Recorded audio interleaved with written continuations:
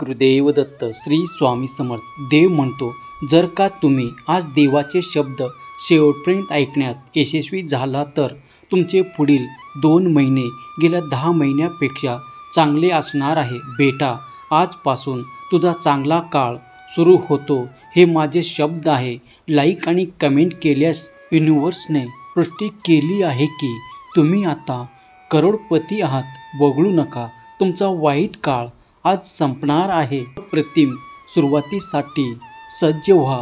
देव तुम्हाला म्हणत आहे, तुमचा दृष्टिकोन पाहण्यास आणि बदलण्यास तयार व्हा.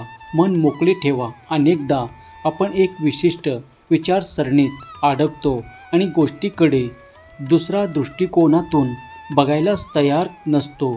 जेव्हा गोष्टी कशा असाव्यात याबद्दल आपले निश्चित मत नसते, तेव्हा आपण आत्ता आपल्या जीवनात जे काही उलगडत आहे त्याला पूर्णपणे उपस्थित राहू शकतो. वर्तमान क्षणाचा प्रतिकार हे आपल्या दैनंदिन जीवनातील चिंता आणि चिंतेचे मूळ कारण आहे. प्रतिकारापेक्षा स्वीकृती हाच आपला शांतता आणि कल्याणाचा सर्वात मोठा स्तोत्र आहे. काय आहे याला शरण जा आणि ग्रहणशील व्हा आणि गोष्टींना नवीन आणि पर्यायी दृष्टिकोनातून पाहण्यासाठी मोकळे व्हा. तोडण्याऐवजी वाकायला शिका. हे माझे मित्र म्हणजे आनंदी आणि शांत जीवनाचे रहस्य आहे. इतिहासाची पुनरावृत्ती होणार नाही. तुमचे भविष्य उज्ज्वल आहे. काळजी सोडून द्या. तुम्ही तुमच्या जोडीदाराचे एकत्र दीर्घ आणि समृद्ध आयुष्याचे स्वीकार करण्यासाठी 2222 टाईप करा. माझ्याशी बोला. मी ऐकत आहे. तुमच्या सर्व दुःख आणि काळजी माझ्यासोबत शेअर करा.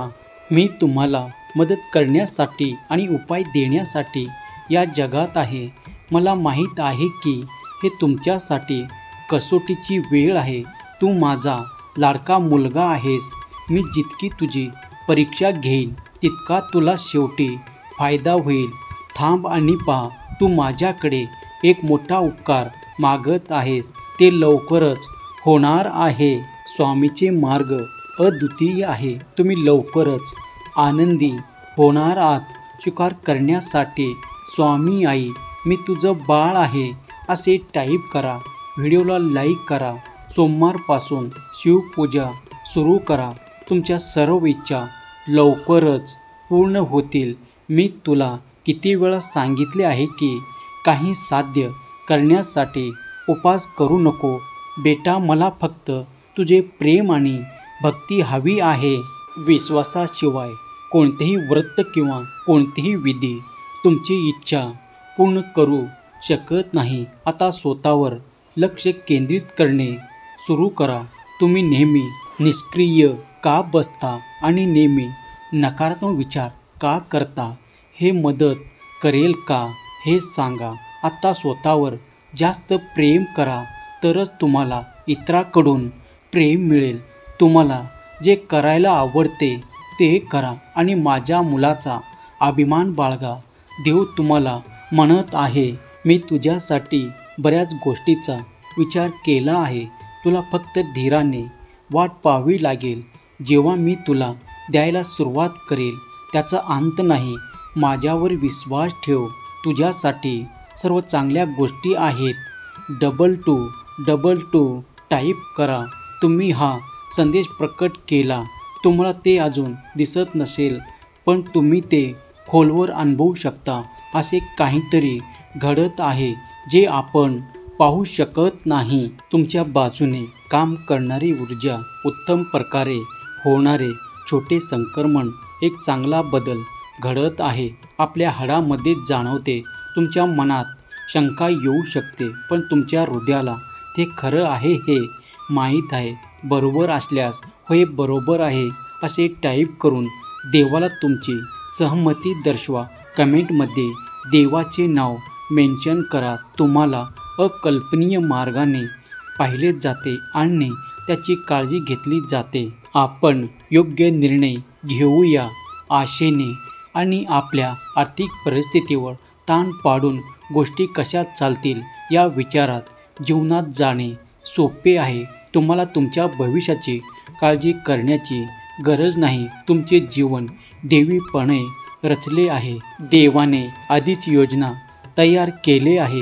ते सर्व काही त्याच्या इच्छेनुसार कार्य करतो. तुम्हाला कोण आवडते, तुमच्यात किती टॅलेंट आहे, तुम्ही कोणत्या कुटुंबातून आला आहात किंवा तुम्ही किती चुका करता यावर अवलंबून नाही. हे त्याचे इच्छेनुसार आहे. तो केवळ दिग्दर्शक नाही तर पडद्यामागे तुमच्यासाठी काम करत आहे. देवाची परीक्षा घेण्याचा कधीही प्रयत्न करू नका. फक्त प्रार्थना करत जा. अखंडपणे तुमची गरज आणणे हे तुमचे कर्तव्य आहे. देवाच्या लक्षाकडे आणि त्या तुमचा भाग आहे.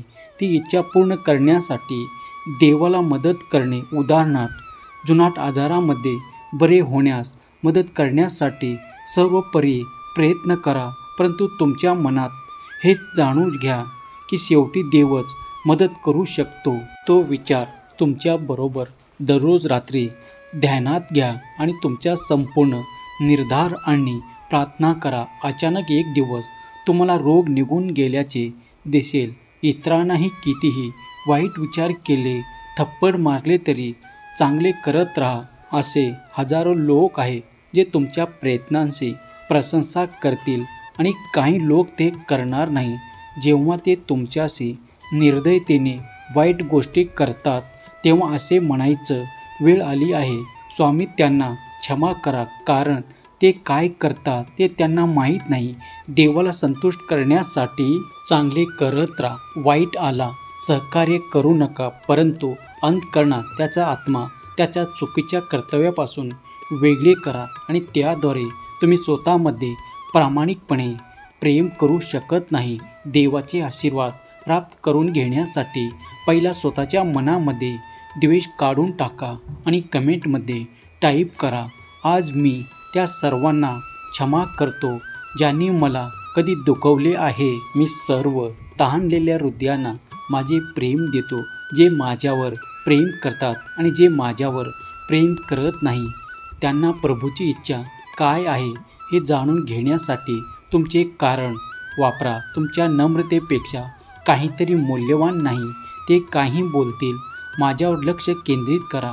मला योग्य वेळी त्यांना उत्तर देऊ द्या. माझी पूजा वगळू नका.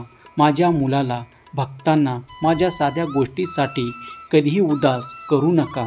श्रद्धा आणि शुभ्रे, आता नाही तर कधी शांत राहा. मी सदैव तुमच्या सोबत आहे आणि मी तुझे रक्षण करील. तू माझा मुलगा आहेस. आयुष्यातील सर्वात कठीण परीक्षा म्हणजे योग्य क्षणाची वाट पाहणे आणि संयम हे आहे. फक्त जवळ बसू नका आणि गोष्टी येण्याची वाट पाहू नका. तुमची इच्छा वापरा, परंतु देवाला मार्गदर्शन करण्याचा सांगा आणि त्याच मार्गावर विश्वास ठेवा. तुमच्या आजूबाजूला अनेक मार्गाने तुम्हाला जाणीवपूर्वक मार्गदर्शन मिळेल. संपत्ती, नातेवाईक, तुमचे तारुण्य किंवा तुमचे शारीरिक सौंदर्य यावरून वळखू नका. ते सर्व एका सेकंदात गमावले जाऊ शकतात. त्या माया आहेत हे जाणून तुम्हाला ब्रह्माचा साक्षात्कार हो. मूर्ख माणूस स्वतःला शरीर समजतो, पुस्तकी विद्वान मनुष्य शरीर समजतो आणि आत्मा त्याचे मिश्रणाने स्वतःची ओळख करून देतो. तर भेदभावामुळे अनुभूती प्राप्त झालेला महापुरुष आनंदी आत्म्याला स्वतःचा आत्मा मानतो आणि विचार करतो की मी ब्रह्म आहे. हा संदेश शेवटपर्यंत ऐकल्याबद्दल धन्यवाद. शेवटी तुमच्या सर्वांच्या चांगल्या इच्छा, चांगली मनोकामना पूर्ण होवो ही स्वामी चरणी प्रार्थना. धन्यवाद.